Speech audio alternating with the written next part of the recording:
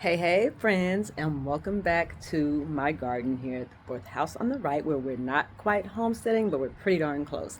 If you caught my last video, I talked about needing to get some things out into the garden after being gone for the whole weekend. It's AAU season, so I'm gone most weekends nowadays, but I have to come out here and check the garden at least once a day, at least.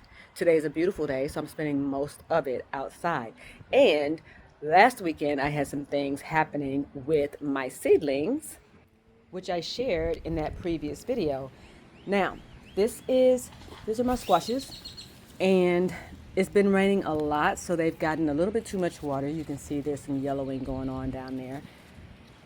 My goal today is to get these out into the garden, but I wanted to have a safeguard against that squash bug and that squash vine borer. So I just finished putting this little mini greenhouse together.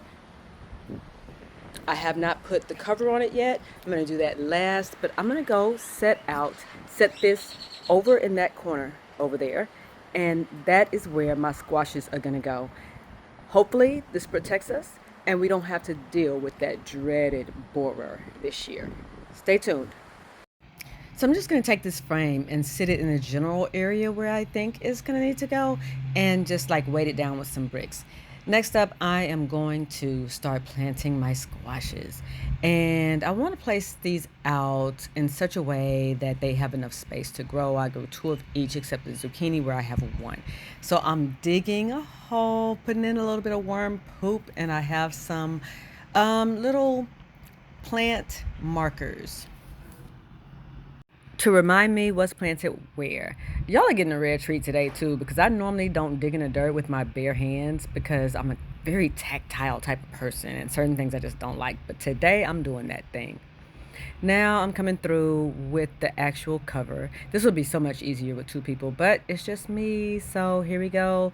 It actually just lays over this frame really easily, and then I'm just going to figure out how I want to weight this down so that the wind can't lift it up.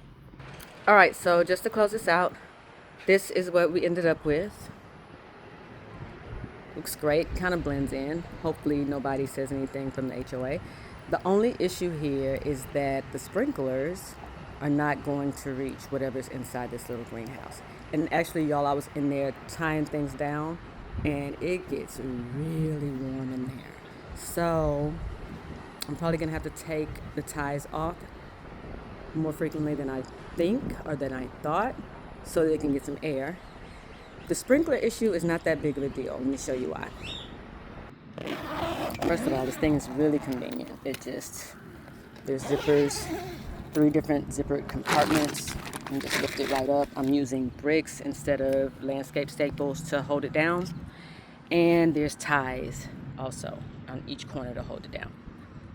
So the reason I'm not worried about the sprinklers is because I do have a soaker hose that runs the length of this bed and all the way onto the other side. So not too worried about the sprinkler situation.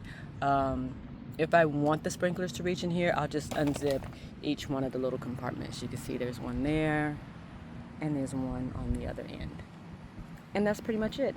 All in all, I'm pretty happy with this purchase, and I'm hoping that my squashes are gonna make it. We're gonna beat that borer this year, you guys. Thank you so much for tuning in. Stay tuned to see how my squashes fare. Till next time, bye.